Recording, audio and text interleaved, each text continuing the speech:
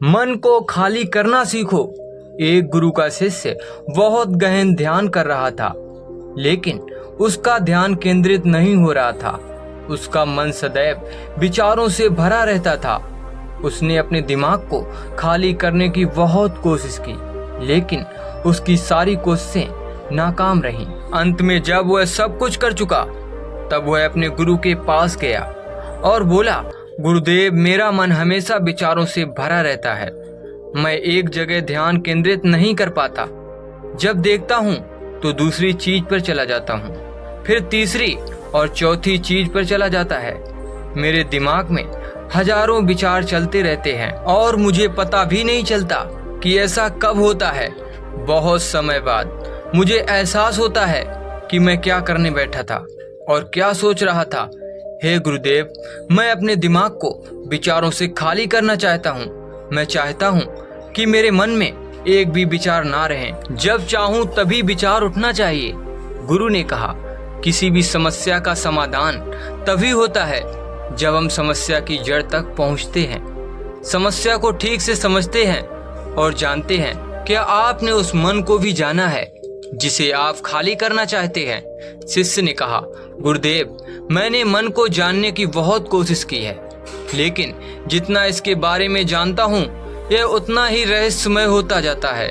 गुरुदेव ने कहा, जाओ और छोटे छोटे पत्थरों से भरा एक घड़ा ले आओ।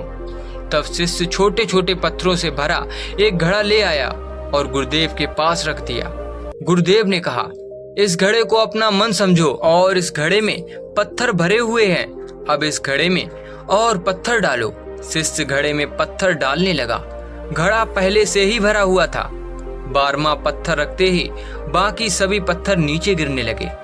तब गुरु ने कहा, रुको और ध्यान से देखो।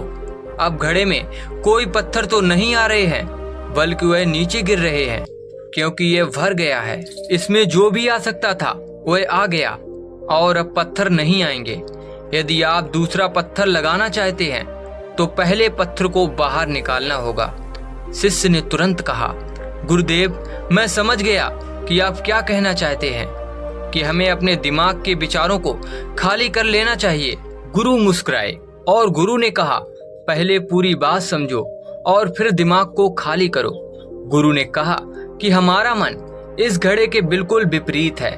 तुम घड़े को पत्थरों से भर सकते हो, लेकिन मन को विचारों से नहीं भर पाओगे। मन हमेशा खाली रहता है। शिष्य ने कहा, गुरुदेव, मुझे कुछ समझ नहीं आ रहा है। अगर दिमाग हमेशा खाली रहता है तो हम उसे खाली करने की कोशिश क्यों करते रहते हैं? इसकी क्या जरूरत है? गुरु ने कहा, इस घड़े से एक एक करके सारे पत्थर निकालो। शिष्य ने वैसा ही किया और घड़े से एक एक पत्थर निकालता रहा और अंत में घड़ा खाली हो गया। गुरु ने कहा, देखो, तुमने एक एक पत्थर निकाला, यह घड़ा खाली हो गया है।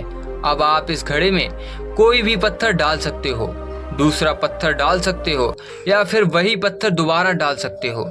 आप इसे आधा भर सकते हो या फिर पूरा भर सकते हो। शिष्य ने कहा, गुरुदेव, मैं भी ऐसा ही हूँ।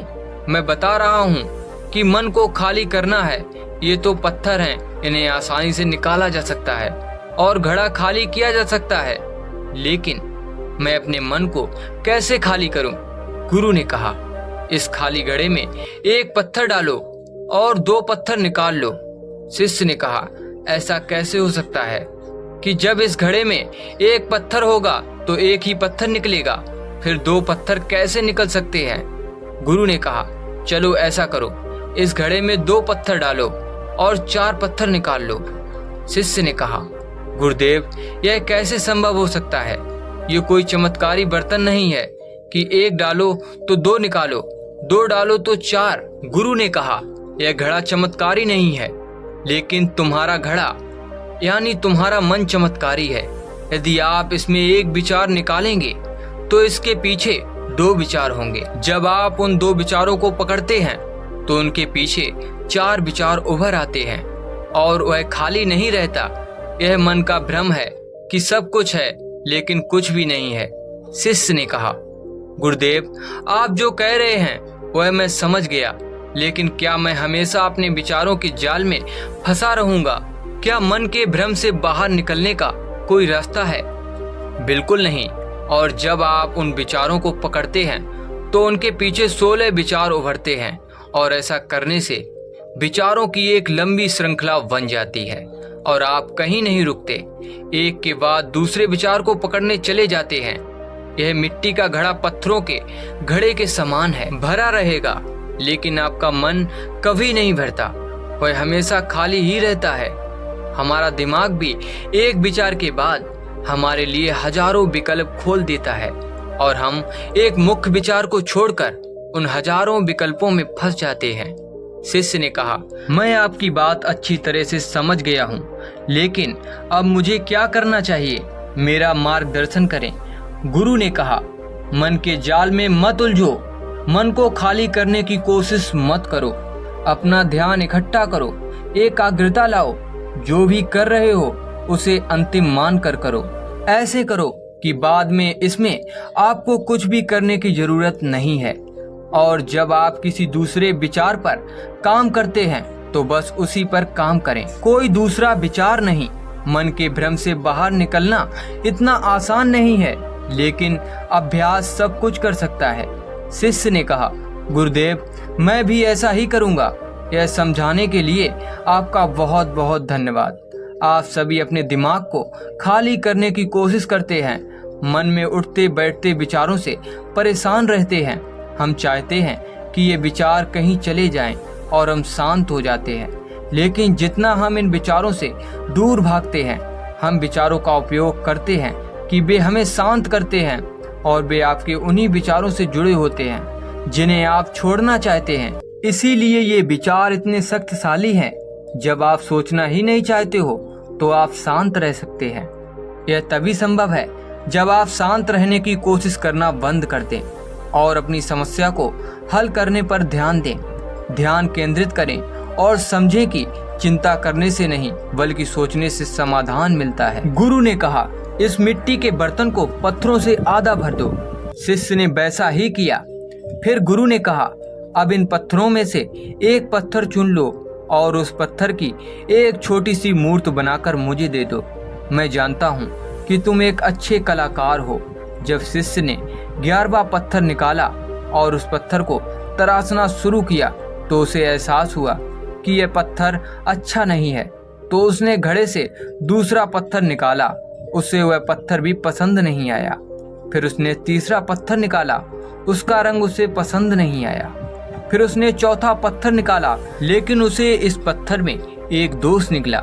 इस प्रकार उसने लगभग सभी पत्थर बाहर फेंक दिए। उसे ऐसा करते देख गुरु ने कहा, वह पत्थर जो तुमने पहली बार निकाला था, यह समझकर उसी पत्थर की खोज करो कि तुम्हारे पास कोई दूसरा पत्थर नहीं है। तब शिष्य ने उस पत्थर को ही खोजना शुरू कर दिया और उस पत्थर से उसने अपने गुरु की एक बहुत ही सुंदर मूर्ति बनाई और अपने गुरु को भेंट की और कहा, बहुत सुंदर, इस पत्थर से मूर्ति बनाई जा सकती है। मैं इसका विचार भी नहीं कर सकता था। गुरु ने कहा कि जब कोई दूसरा विकल्प नहीं है तो हम अपनी सारी ऊर्जा उसमें लगा देते हैं और उसे सर्वश्रेष्ठ बनाते हैं। जब कोई दूसरा विकल्प है तो हम सिर्फ पत्थर चुनते रहते हैं। मान लीजिए कि मूर्ति नहीं बनाई गई है। दोस्तों, आज की यह कहानी आपको कैसी लगी और इस कहानी से आपको और क्या सीखने को मिला, कृपया यह भी हमें कमेंट करके बताएं। साथ ही अगर आपको ये कहानी पसंद आई और ये आपके लिए उपयोगी लगी तो इसे अपने दोस्तों के साथ जरूर शेयर करें और हमारे चैनल को सब्सक्राइब जरूर करें। धन्यवाद।